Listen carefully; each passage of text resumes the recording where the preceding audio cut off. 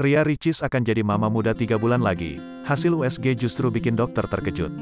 YouTuber Ria Ricis rupanya segera menyandang status sebagai mama muda. 3 bulan lagi, istri Teuku Ryan ini akan melahirkan anak pertamanya. Namun jelang kelahiran anak pertamanya, hasil USG Ria Ricis di trimester akhir, tepatnya di usia kehamilan 7 bulan, justru mengejutkan dokter.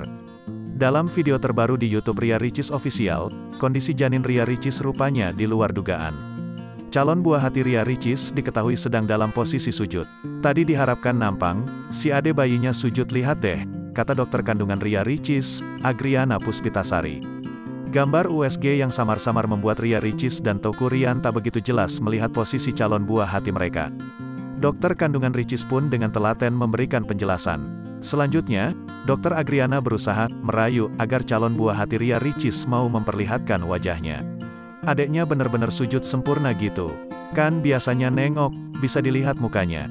Ini enggak, benar-benar dia madep ke tulang belakang kamu, ucapnya.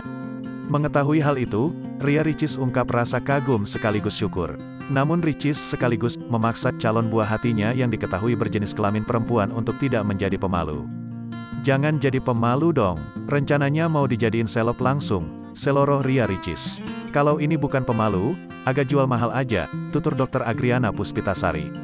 Di sisi lain, Ria Ricis kini mulai merasakan banyak perubahan pada tubuhnya. Apalagi perut Ria Ricis yang semakin membesar, membuat istri Teuku Ryan ini merasa engap dan berat. Hal ini diungkapkan Ria Ricis lewat postingan cerita di Instagramnya belum lama ini. 7 bulan bumil, udah mulai engap berat bawa dede ya, tulis @Ria Ricis 1795.